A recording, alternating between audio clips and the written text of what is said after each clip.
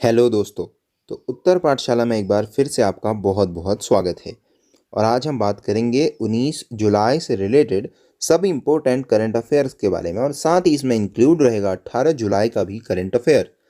आज के नेशनल और इंटरनेशनल करंट अफेयर की वीडियो आप हमारे चैनल पे देख सकते हैं, और उसके साथ ही आप आज से पुरानी सभी करंट अफेयर्स की वीडियो भी प्लेलिस्ट में जाकर देख सकते हैं।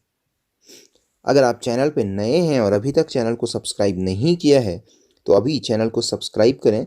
वीडियो आपको पसंद आती है तो लाइक करें और साथ ही शेयर जरूर कीजिए। आज हम बात करेंगे दोस्तों उत्तराखंड मंत्रिमंडल में विस्तार की संभावनाओं के ऊपर, उत्तराखंड राज्य सरकार और आईटीबीपी के बीच हुए महत्वपूर्ण एक साझेदारी के बीच, और साथ ही बीज बम आंदोलन के बारे में भी हम बात करने वाले हैं दोस्तों। तो चलिए शुरू करते हैं। और उससे पहले मैं आपसे रोज कहता हूं कि प्रश्नों के आंसर आप कमेंट बॉक्स में जरूर दिया कीजिए।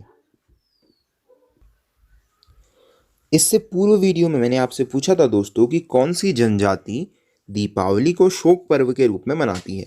तो मनीष ममगाई, अभिलाषा चौधरी, ज्योति भट्ट, साक्षी आर्य, नेहा आर्य, आपने बिल्कुल सही जवाब दिया है कि जो थारू जनजाति है वो दीपावली को अपने पूर्वजों को याद करती है, और उसके याद में ही वो क्या करती हैं, दीपावली को एक शोक पर्व के रूप में मनाती हैं। यहाँ पे मैं आपको बताना चाहूँगा दोस्तों, आप इस फॉर्मेट में आंसर लिखा कीजिए जो कि ज्योति भट्ट ने लिखा है। ये लिखती हैं कि थारू जनजाति अपने रीति रिवाज और अनूठी परंपराओं के लिए जानी जाती है। और दीपावली में एक और जहाँ गैर जनजातीय लोग क्या करते हैं, लक्ष्मी पूजा, दीपोत्सव, आतिशबाजी करते हैं, वहीं थारू जनजाति दीपावली की जगह दिवाली मनाती है। और इस दिन ये अपने मृत परिजनों को याद करते हैं, उनका पुतला बनाकर पूजा अर्चना के जरिए उनको श्रद्धांजलि देते हैं। और इस दिन थरुआट में बड़ी रोटी खाने का कार्यक्रम होता है। बड़ी रोटी मतलब खाने पीने का कार्यक्रम होता है, रिश्तेदारों को बुलाकर खाना खिलाया जाता है। तो अब क्या है कि गैर जनजाति के लोग भी आने लगे हैं, तो थोड़ा बहुत यहाँ भी दीपावली मनाने लगे हैं, और उनके मरने पर, अब लोगों के मरने पर तेरहवीं करने लगे हैं। लेकिन पहले ज़्यादा नहीं था, और अभी भी बहुत ज़्यादा ऐसा नहीं है। अभी भी लोग दीपावली या दिवाली को वहाँ मनाते हैं।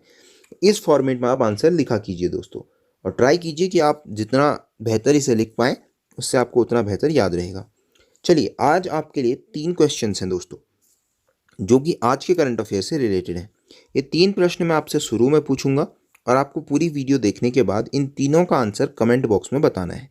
और आज की वीडियो को अगर आप पूरा देखते हैं तो आपको इन तीनों प्रश्नों के जवाब जरूर मिल जाएंगे, और आप इन तीनों प्रश्नों का फॉर्मेट देखकर कह सकते हैं कि ये प्रश्न आपके लिए बहुत ज़्यादा महत्वपूर्ण हो जाते हैं। चलिए, पहला प्रश्न है दोस्तों, बीज बम आंदोलन के प्रणेता कौन है? बीज बम आंदोलन के प्रणेता कौन है? आपके ऑप्शन है द्वारिका प्रसाद सेमवाल, गौरा देवी, सतपाल महाराज या विनोद बछेती। यानी कि who is the initiator of बीज बम आंदोलन। तो बीज बम आंदोलन के प्रणेता कौन है? द्वारिका प्रसाद सेमवाल, गौरा देवी, सतपाल महाराज या विनोद बछेती। चलिए, अगला क्वेश्चन है, उत्तरांचल की अंतरिम विधानसभा के अध्यक्ष कौन थे? Who was the speaker of interim assembly of Uttaranchal. यानी कि जब स्टार्टिंग में उत्तरांचल बना था, 2000 के समय की बात है, इलेक्शन से पहले जो इंतरिम विधानसभा हमारी थी, जो इंतरिम विधानसभा बैठी थी, उसके अध्यक्ष कौन थे, उसके स्पीकर कौन थे? प्रकाश पंत, गोविंद बल्लभ पंत, एनडी तिवारी या प्रेमचंद्र अग्रवाल। चलिए, आईटीबीपी की स्थापना कब हुई? तो स्टैब्लिशमेंट ऑफ आईटीबीपी 24 अक्टूबर 1963, 24 अक्टूबर 1962, 20 अक्टूबर 1971 या 20 अक्टूबर 1975। तो अब इन 3 प्रश्नों के जवाब आपको कमेंट बॉक्स में देने हैं, जो कि आज की वीडियो से आपको पता चल जाएंगे। तो चलिए शुरू करते हैं करंट अफेयर। उत्तराखंड में कोरोना पॉजिटिव केस बढ़ने पर सरकार ने सख्ती बरती है। तो देहरादून, हरिद्वार, नैनीताल और यूएस नगर में शनिवार से 2 दिवसीय लॉकडाउन का फैसला लिया गया है। तो इसमें क्या किया जाएगा दोस्तों, सैटरडे संडे यानी कि वीकेंड्स पे क्या किया जाएगा, अवकाश किया जाएगा। एक तरीके से कहा जाए तो लॉकडाउन किया जाएगा। तो इस लॉकडाउन में क्या होगा, आवश्यक सेवाओं के साथ ही उद्योग, निर्माण कार्य रहेंगे जारी। सरकारी, गैर सरकारी दफ्तर, बाजार, रेस्टोरेंट, बस, विक्रम, ये सभी प्राइवेट सेवाएं बंद रहेंगी दोस्तों। और 4 जिलों में शराब की दुकानें खोली जाएंगी। यानी कि शराब की जो दुकानें हैं वो आवश्यक सेवाओं के अंदर आती हैं। चलिए, और इसके साथ ही इन चारों जिलों से राज्य को सबसे ज़्यादा राजस्व जो मिलता है वो शराब से मिलता है, इसीलिए इनको खोलने के लिए सरकार भी क्या है दोस्तों, मजबूर है। चलिए अगला देखते हैं। तो Uttarakhand government and Indo Tibet border police on Friday decided to improve critical infrastructure. तो जो इंफ्रास्ट्रक्चर है उसको सुधारने के लिए उत्तराखंड सरकार और आईटीबीपी के बीच में क्या हुआ है, एक समझौता हुआ है, या हम कह सकते हैं एक बातचीत की गई है।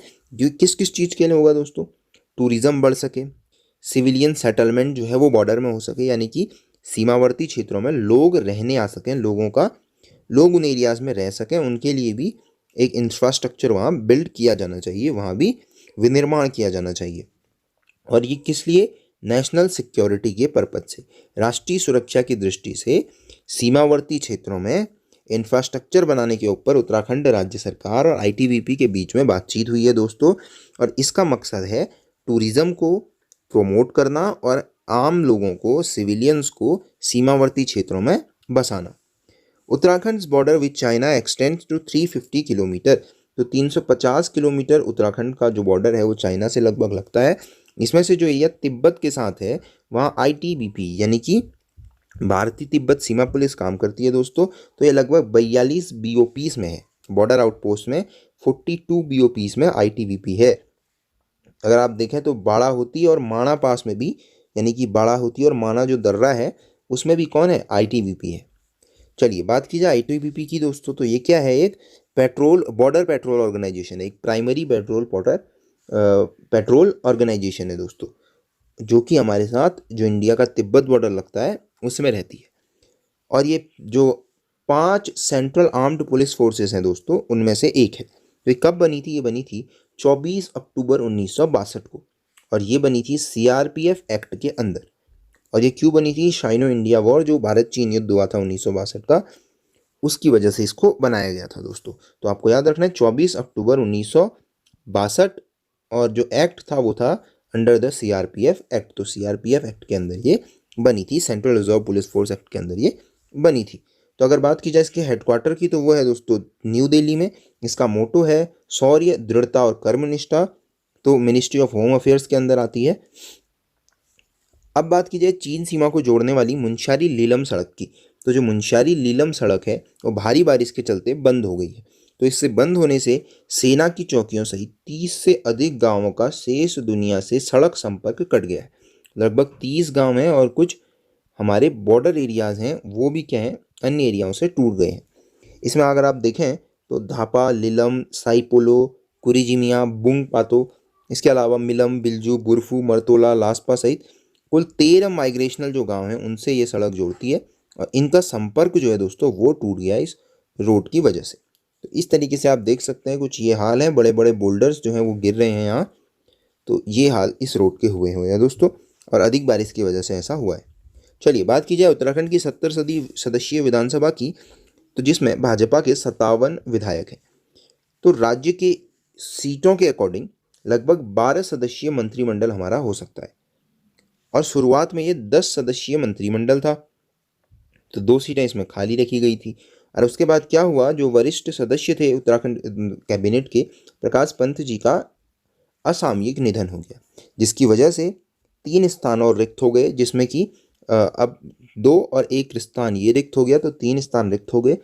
और बहुत महत्वपूर्ण, यानी कि वित्त है, आबकारी है, पेयजल जैसे बहुत ज़्यादा महत्वपूर्ण जो पोर्टफोलियो थे वो उसके बाद मुख्यमंत्री के पास ही रह गए, यानी कि ये 3 विभाग मुख्यमंत्री ने अपने पास ले लिए। तो अब क्या है, इस स्थिति में जो मंत्रिमंडल विस्तार है वो तय समझा जा रहा है।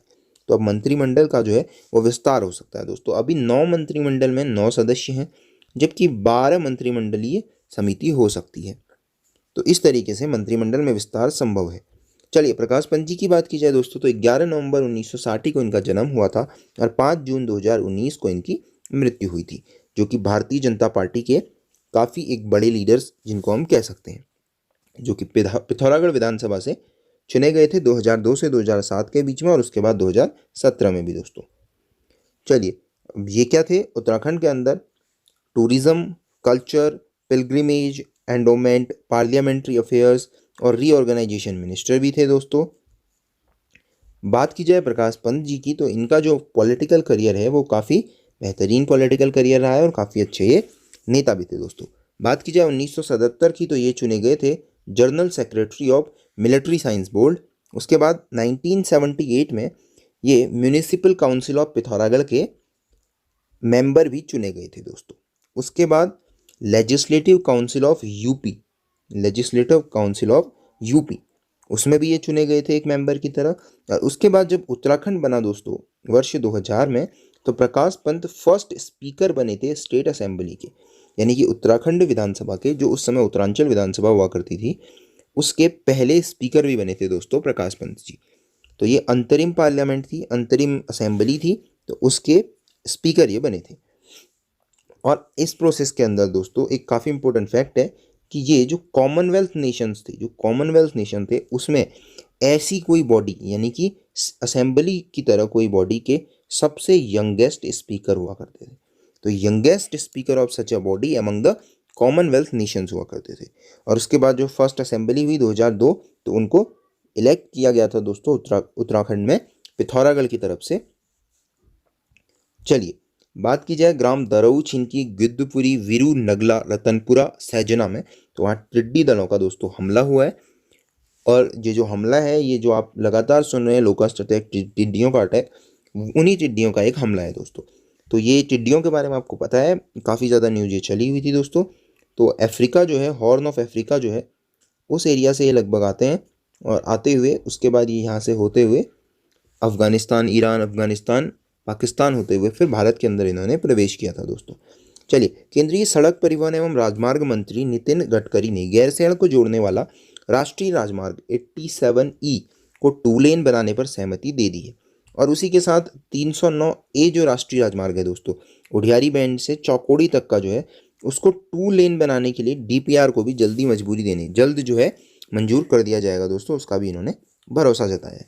तो ये सब हुआ कैसे? केंद्रीय मंत्री गडकरी जी ने वीडियो कॉन्फ्रेंसिंग के माध्यम से 4 धाम परियोजना की समीक्षा की थी, और उसी के दौरान उन्होंने CM त्रिवेंद्र रावत को ये भरोसा दिया है। और आपको पता है कि जो गैरसैंण है वो ग्रीष्मकालीन राजधानी घोषित हो चुकी है।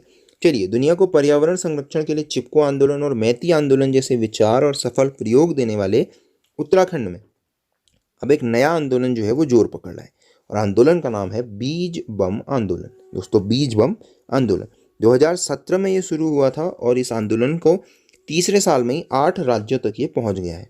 और इस साल कोरोना की वजह से इसमें असर पड़ा है, और 15 जुलाई को जो समाप्त हुआ बीज बम आंदोलन है, उसमें आधे से भी कम जगहों पर बीज बम फेंके गए हैं। लेकिन यह आंदोलन अपने आप में बहुत ज़्यादा महत्वपूर्ण हो जाता है दोस्तों। बात की जाए आंदोलन की, तो द्वारिका प्रसाद सेमवाल जो है वो बीज बम आंदोलन के प्रणेता हैं। समाजसेवी द्वारिका प्रसाद सेमवाल जो है वो बीज बम आंदोलन के प्रणेता हैं, और पर्यावरण संरक्षण के प्रति कुछ 20 सालों से तकरीबन वो काम कर रहे हैं।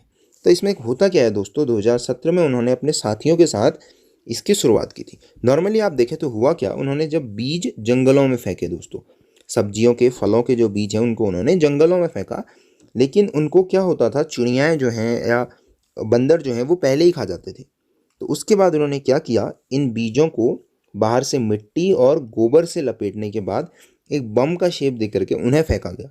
तो इनको पक्षियों के और बंदरों के खाने की संभावना घट गई, और इनके अंकुरित होने की संभावना बढ़ गई, और ये काफ़ी सफल प्रयोग की तरह देखा गया है दोस्तों। तो इस तरीके से जो बीज बम आंदोलन का नाम इनको दिया गया है, और इन्हीं मिट्टी और गोबर से ढके हुए बीजों को कहा जाता है दोस्तों बीज बम। तो ये तो दोस्तों आज के सभी इंपॉर्टेंट करंट अफेयर जिनके बारे में हमने बात की। आप इस नंबर के through WhatsApp, YouTube, Insta, Facebook और ट्विटर में ट्विटर हैंडल्स के थ्रू जुड़ सकते हैं, और साथ ही हमारे टेलीग्राम को ज्वाइन करने के लिए आप डिस्क्रिप्शन में दिए गए लिंक पे क्लिक कर सकते हैं। So thank you, till next video.